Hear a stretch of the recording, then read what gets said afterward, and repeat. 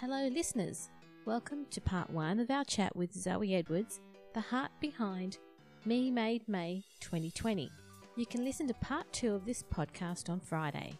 You're listening to So Organised Style Podcasts, produced by me, Maria Theoharis, fellow So's, and Anne Wally, the Pattern Whisperer. This is Series 2, Episode 14.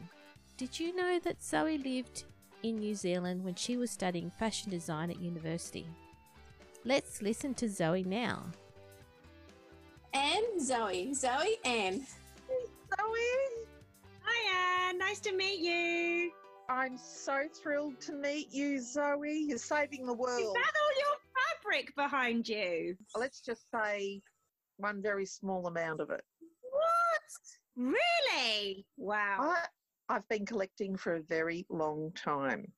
Look at all that. So the 6 units I can see there, what does that represent from your stash then? 15%. 15. Wow. Yeah, I'm sorting and folding. I have to sew it, so if I don't put it out, I'm not going to see what I have. And I know that I'll sew it. Do you catalogue it in some way? I used to, but that's a waste of time because I used to spend hours trying to find where I put it.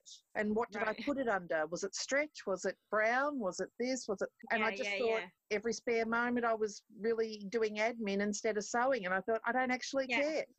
If I can see it, I'll grab it. If it fits, it does. If not, I'll fold it up and put it back and get another one. Wow. So Maria was just telling me about, she was just about to explain how you came on board with the podcast. I couldn't even imagine anyone ringing me up and asking me to join. I thought, I can't think of any reason to say no. I'll say yes. You know, what do you do? Did you know each other previously then? A little bit, but not much, really. We know each other a lot better now, don't we, Maria? Oh, we certainly do. It sounds like you speak several times a week. Yeah. I think when we started in August, at the beginning of August That's right, it was winter. because I came down, sorry, this is the backstory. I ended up coming down to Melbourne where Anne lives over the first weekend in August. We had my husband's family, they were all going to be there. Long story short, Anne and I, with Bruce, we spent a whole day recording interviews. We had a ball.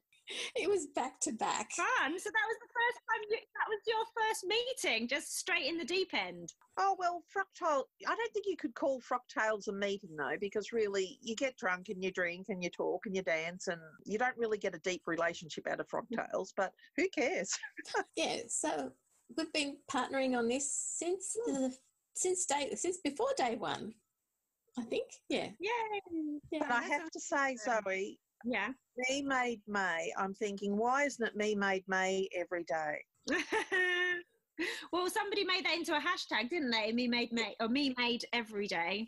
Yes. Yeah. I would find it very overwhelming if it was every day of the year. Yeah. My Well, Instagram was a bit crazy around May. I don't think I could handle it. it's just so wonderful. And one thing that I read and I see in the comments, I wasn't going to do MeMadeMay again this year. I thought, no, I don't have time. But I feel like I'm missing out and I really think I could do. And I just think, oh, isn't that lovely that they've changed their mind and it's only day 2? Yeah. Yeah, I think that it says, for me, what I read from that is that people see that it's a really joyful thing, you know, that it's a celebration and that people don't want to miss out on that sense of fun and celebration. That's how I look at it anyway. I hope that's not people just feeling scared that they're missing out. I don't know about you, Maria, but I think it's a real journey. The first MeMadeMay I went in, it was really challenging because I thought it's really hard to get into, I suppose, a situation where you can take a photo of yourself and feel that that's okay. And, you know, to look into the camera lens. The photographs aren't the challenge. The photograph is the documenting of the challenge, you know. So I really want to stress that people don't need to take photographs if they don't want to. Like that's like almost the documentation, as I say, or like what people see, but it's not the challenge itself. So I don't want people to feel that they have to, you know, put on makeup every day or whatever if they don't want to, and take a photo if that's not how they, do you know what I mean? I don't want people, because I think people often burn out with, don't they, if they've decided they're going to take a photo every day and it doesn't happen, and then they feel that they've let themselves down in some way. I think that's a real shame, because I really don't want that to be the emphasis. The emphasis is the getting dressed and the learning about your wardrobe and your style and stuff, you know. But it's also a growing experience for people who might not think that they can do that. And I see such a change in people from one year to the next, where the first time they do it, because I read the comments, I love the comments. Oh, I feel like, oh, this is, and you think, oh, it's okay, you know, we'll just ride through the whole experience. And then by the end of it, it's a real wonderful transformation where I can take a photo of myself, I can talk about what I do, and I can share that with other people. I love that. Yeah. And I could be part of this community, and it doesn't matter if I don't have millions of handmade garments. No. I'm part of this. I really like that. I also really like reading the comments where people say that it was MeMadeMay that inspired them as well to get into garment sewing as well. I think that's amazing, that they've seen all these amazing people wearing their beautiful clothes and feeling good and looking amazing, and that's inspired them to take their own journey. And I think that's a benefit that I didn't predict, you know. That's true. I mean, if it's for the whole of May, every day, most people don't dress up in formal outfits, right? So when you're feeling a bit anxious about MeMadeMay, it's your everyday clothes. You know, it's as simple as that. It's your T-shirt, it's your jumpers, it's your cardies, it's your knit skirts, it's whatever you're comfortable in, We want the number of that pattern, and we want to know if you're wearing that and you want to wear that every day, we want that pattern number right now. Yeah.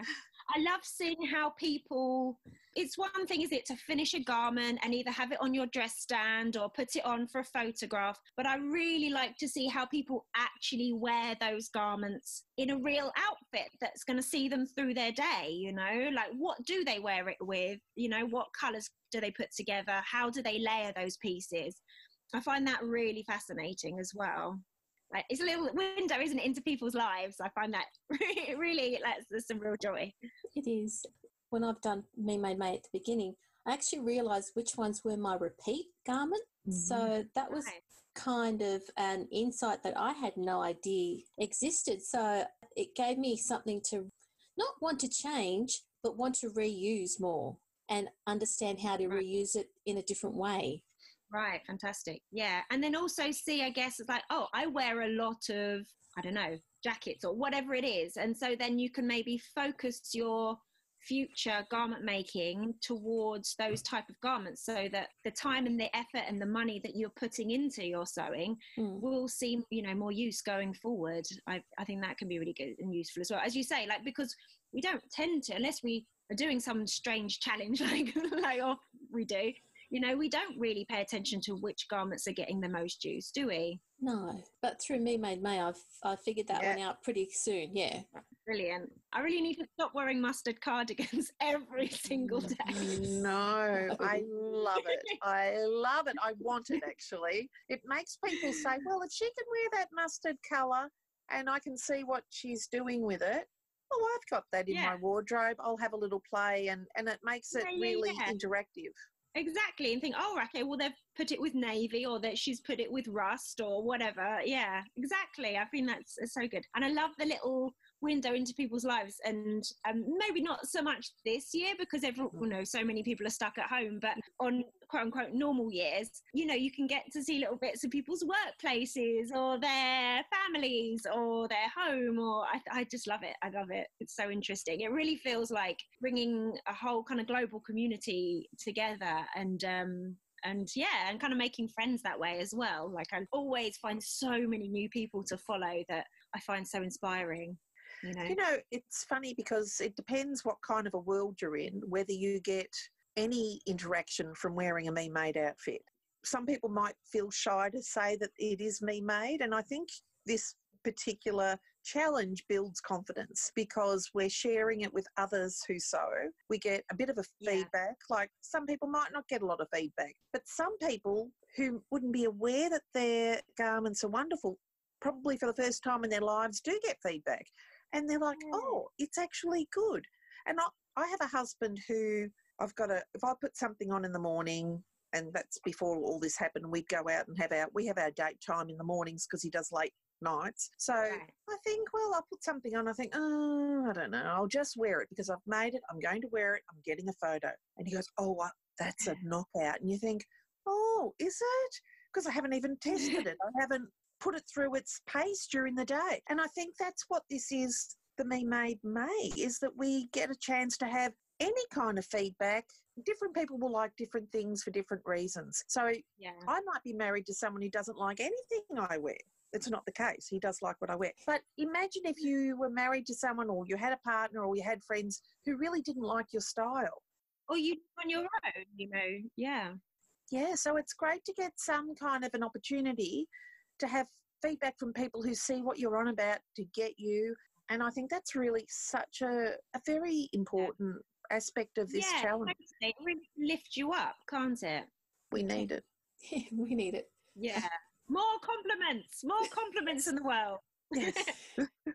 Now, when it comes to getting feedback, I think the second year that I did MeMadeMay, I actually asked people to give me feedback on style because that's what I was looking for. Yes, I could make clothes, and I actually did get comments about, maybe this and maybe that, and I took them on board, and I actually appreciate it, but it's because I asked for the feedback. Yes. Yeah. Well, that was really insightful of you then to do so. That was really clever of you. I think when I was trying to think about how I could benefit from MeMadeMay after the first year of being anxious about it the whole time and trying to do it, and I learnt a bit, I thought I would actually like some feedback. So it was lovely that different people would pop up and say, and they would give me some suggestions. So, yes, thank you, Zoe community. That's such a good idea. That is such a good idea. That's really good. Did you find that there was, when you were asking for feedback about, say, a garment or an outfit, that the feedback there was a lot of kind of unanimous comments, or was it really varied? Some people were just happy to say, that looks good, and other people would give me, and it would probably be 2 or 3 people. Someone would say the suggestion, and 2 or 3 others would agree, and they'd say X, Y, and Z. So it was very constructive. And I suppose there was a group that allowed themselves to give me the feedback as well, because I know sometimes it's a bit of a risk, to say something. Yeah. But the problem is with that, like I think if you have a classic style and you're critiquing another person with a similar style, I reckon that's safe because they're seeing other things where you can critique in the same tribe type of thing, because we all have our different styles. And if someone likes comfortable clothes and they get told that, you really need to pull in that waistline, they go, but I don't want to do that. So it's hopeful that whoever critiques you are on the same wavelength as you, which I think that makes it important. But if someone was very goth, I suppose, a goth type of person, you wouldn't want that kind of feedback, because they'd say, no, you're not wearing enough black, or, and why aren't you wearing something with a bit more edge to it? So there's that aspect of it too, which is tricky. I think that people can project, can offer commentary that isn't necessarily completely in line with their own sense of style. Okay. I think that might be even interesting to get some feedback from somebody whose style was quite different to yours. Maybe there would be like a slight bridging of a gap, possibly. I don't know. Yeah. That's very brave of you, Maria, though. I don't know if I would be so bold. I know that most people in the sewing community are very mindful of expressing themselves in a polite and considerate and positive manner. But, there are people that don't, sadly. So I guess that would open you up. Directly asking for people's opinions does open you up a little bit to that. But it sounds like that was a really positive experience for you. Yeah, it was. I think in the main, my blog has always been sort of the wallflower type. I don't really have strong views on anything. So it was worthwhile for me to actually use that period to try and elicit some feedback. And then watching other people with their amazing styles, you get really good ideas of what to do next. Yeah. Yeah, definitely. How many MeMadeMays have you both participated? Maybe 5, or what do you think, Maria? I think I was on when you were on, but I don't remember you asking for feedback. I think you're more. Was there a period, so when did you do September as well and March? Yeah, because actually the very first MeMade challenge was MeMade March. Yes, that's it. Yeah, back in 2009 or 10. So I think I joined in when you only concentrated on May back in the day. Were you doing March? Yeah. Oh. The very first one was March. And it didn't go, I mean, this was when I hadn't been garment sewing for very long. Yes. And I was living in Spain at the time, and I didn't have a very big selection, and I was freezing. I was freezing all month. And because a lot of the clothes that I'd made were for warmer weather, but March can still be quite chilly in Spain. I didn't have any jumpers, one rubbish thin Ponte cardigan. Oh. Yeah, I mean, it's fine. It was, but I learned a lot, and I was like, I want to do this again when it's a bit warmer. So that's when I then said, I'm going to do this in May. Is anyone interested in, because it was just a personal challenge, just me initially. Yeah. And then I said, in a couple of months, I'm going to try again. Is anyone interested in doing it? You don't have to do the full outfit like I was doing. You could just do one garment a day or whatever you wanted to do. That was the first community version. And that I thought that it was just going to be a couple of people, but it was like 60 or 70 or something. Ooh. And then I think we did a September one. We did self-stitch September. And then it took, and then the next year I did a few weird months. And then I think it was the third year that it settled as the yearly May only annual thing, because it grew. And it was, because I thought initially it was going to be a handful of people, so we'd be able to just follow a few blogs and what have you. Obviously this is way before Instagram. It was kind of before Flickr. Yes. Or at least before I was involved in Flickr. So it took a couple of years for it to become the annual May thing. And then because there were so many people involved, it kind of grew beyond just blogs. And we had the community element was more focused on Flickr at the time, because that seemed the easiest way to share images of our challenge and comment and follow people and stuff. Yeah. So it stayed with Flickr for a while until Instagram really became more the focus of people sharing the images of their challenge if they wanted to. Yeah. So it's changed. It's changed with the development of technology. Yeah, the Flickr side of it is when I think I got involved. Yeah. Yeah, it worked quite well. It worked quite well. And then there were the challenges on the Friday. We talk about that was so fun, wasn't it? Oh. Yeah. Yeah, standing next to a bin on a Friday, that was pretty fun. Yeah. Or it was like share your lunch or do a twirl or everyone wear red or something, wasn't it? Or spots or... Exactly. Yeah, that was fun. That was really fun. Yeah, I think it's got so big now, it'd be very difficult to do that now, sadly. Yeah. Imagine if you were standing at the only bin and then you had 500 people rush for a photo at the same time. It would be it'd be bedlam, wouldn't it? Bedlam. Yeah, there'd be some bins in London or whatever. Not with social isolation. Yeah, that wouldn't work now, would it? Yeah. Well, not with the isolation, especially not with the isolation. We couldn't have that. No, of course. Yeah, it's a good job. It's pretty much a fairly kind of isolating kind of hobby anyway. Yeah. Well, I just think it's going to help a lot of people who are just feeling a bit flat. I think that's the word, isn't it? Flat. Yes. It's quite an interesting time, but different parts of the world, we're going into winter and it's just been freezing the last couple of days and it's getting bleaker.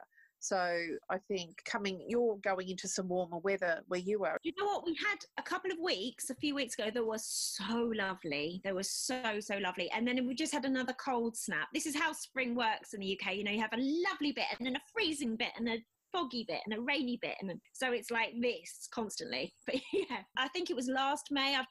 Or the May before, I had photos of me in my winter coat and in shorts on the beach all during May, because it was so crazy and varied. So yeah, we have a lot of different weathers within May usually. Yeah, but hopefully we'll come out the other end and it will be a bit warmer again. but not necessarily. Well, it's just kind of life, isn't it? And it's sharing it's really connecting with people at all walks of life, all over, and there's no, oh, sorry, you can't do this because you're not doing blah, blah, blah. It's for everyone, and I think that's what is so absolutely wonderful about it. Yeah, I feel quite sad. Sometimes I see comments of people going, oh, I felt I couldn't do this last year because I only had 3 me-made garments. I was like, fine. If you've only got 3, that's fine. You can be part of it if you've got 1, just, it doesn't have to be about wearing a garment every day or wearing a whole outfit every day. If you've literally got 1 self-made garment, fine. Just maybe set your challenge to maybe make another by the end of the month, or wear that 1 garment each weekend but in a different outfit or something. There's different ways that you can work with what you've got. It doesn't have to be about I've got to batch sew 50 scout tees so I've got a variety to wear through the month. I think we tend to compare ourselves with some other sewing people, and really there's always going to be someone doing more and there's always someone doing less. It's just, that's the way of the world, isn't it? It doesn't matter. And it's actually quite an interesting exercise to watch how people take photos of themselves. That's how I've learned a little bit about photography. I'm not the best, but I've learned a little bit along the way. I think keeping the eyes open and getting up early and trying to get that morning sun is the best way. I mean, shadows, this is all the shadow. It's driving me nuts. I just, it just doesn't work terribly well. And nighttime, taking photos at nighttime, oh, that's, unless you've got a spotlight right on your face, it's distracting. Everything is distracting. Yeah, I have to have a very specific set of weather circumstances to get any photos. So my documentation of my challenge this year, I'm just doing tiny little Instagram stories so I can just talk through my outfit and put it in my stories. Yeah. Stories, I think, are really good learning experiences too. I've only just started using them, really. I like it. It's really fun. And I like that you can then save some as well if you do want to keep them for a bit longer. Thank you, Zoe, for taking time out of your busy schedule to chat to Anne and I today at the start of MeMadeMay 2020. There's more fun to listen to, and you can download part 2 of this chat on Friday, so keep an eye out for it. This episode of So Organised Style podcast was produced by me, Maria Theoharis, and Anne Wally, the Pattern Whisperer. Sound by bensound.com. So Organised Style, spelt with an S, not a Z, is available on our website soorganizedstyle.com with all the links to this podcast and all of our other podcasts. You can also subscribe to our podcast on iTunes, Google, Stitcher, Spotify, iHeartRadio, Castbox, and our podcast platform, Libsyn. Subscribe to our podcast to listen to our earlier shows and tell your friends about us. Thank you for joining us, and we'll talk to you tomorrow.